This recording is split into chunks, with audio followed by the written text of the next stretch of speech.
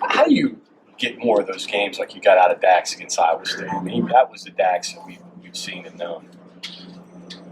Get him in a gym, which has been a struggle, but he's been, I think, a lot more diligent about being in a gym and working at his craft. Is he beginning to realize that he can score without the ball in his hands? I mean, he's really good off the ball, going to the rim. And I think he always knew it. He just, it's a game of repetition. And when you don't get your reps in, you're not going to make shots. I mean, that's anybody. I mean, that's why the great players spend so much time in the gym. It's neuromuscular integration. It's not knowing who you will play. So I was focused over the last 48 hours or so more on you, or do you still do a bit of Texas Tech? Both.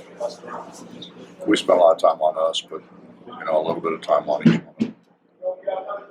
Focus on just not turning the ball over, I guess was one of the things the players had mentioned. That'd be a great idea.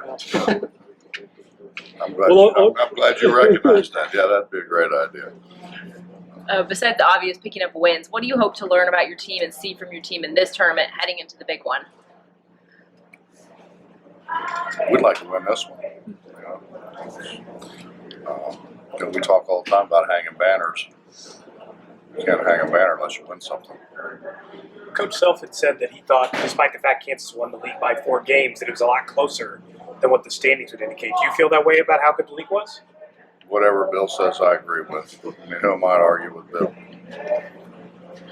I think there's we basically have had 3 or 4 teams in the top 10 nationally the whole year. Last year, after not getting a victory in this tournament for the first few seasons, that they saw what it would take to make it all the way to that title game on Saturday. You have to ask them. I honestly don't know. I don't know what they think. I wish I did. I don't think confidence has ever been a problem. We were fortunate to get a bye a year ago, and we didn't have a bye before. You're going to play somebody pretty good. And now in the 3rd season with this Press Virginia, do you get a sense that the quick turnaround of tournament play, that sort of thing, is the advantage that maybe you had hoped that it would be when they play it, an unorthodox style like what you present? Well, it's different, but I think in league play, they've already played us twice. They know what's coming. It's not I think it would be more pronounced in the NCAA tournament, honestly. You've had some success with those secondary defenses, particularly down the stretches. That's obviously something you're going to continue to tweak and use to your advantage. Depends on what the situation calls for. Oh yeah, we have. I mean, we've tried probably 4 or 5 things that didn't work. So obviously not doing that anymore. You have a team that prides itself on defense so much, and you get those team stats with the turnovers and steals the way you do. How does a guy like Javon separate himself to where he can be voted as the defensive player of the whole league? I honestly don't think they think that. They don't. I don't think we got a lot of pride in playing defense. Not what you would think. Now, JC does, and obviously that's what separates him from everybody else. But he's always has. He's taken great pride in being able to guard people. He's been that way since his freshman year. This year in particular, the way that his offensive numbers have gone up, and a guy who wants to have the ball in his hands at the end of the game. Last year it was that up and down because of the new point guard position. How have you seen him handle all of that? That when you're on the offensive side, he's been just as dangerous. I think other than one game, he's been terrific.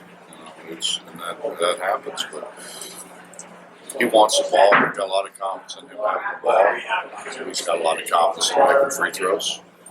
But That's a good place. I think it's a maturation. Yeah. You said the other day on the teleconference, this is a guy who doesn't get put in the top 5 point guards in the league. That must be a hell of a league.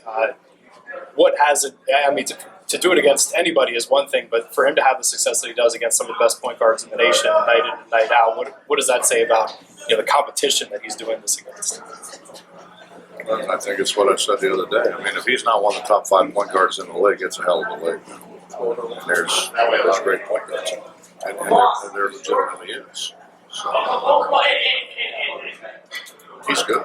I mean, I think he was first team all district. He's second team all Big 12. He's good. I mean, and I think everybody recognizes how good he is. In terms of the turnovers, Tariq had mentioned not trying to make the heroic pass. Is that something that you've seen be an issue over the last handful of years? 3 years he's figured that out. That's really good. Really happy for Tariq that he figured it out in 3 years. We do sometimes. I mean, we get all caught up in the moment, get caught up in trying to make a spectacular play. There's a couple stats for your team that are pretty phenomenal. One is you haven't had a double-digit loss, I think, for the first time in 56 years. And the other is, I believe that you've led in the second half of every game this year. 24 times you won, 7 times you didn't. What's that say about this team?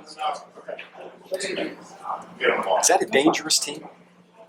Obviously, we're pretty good. I mean, obviously, we're going to have a chance in every game that you play, which is really what you want. Doesn't mean you win them all, but it means you have a chance to win them all.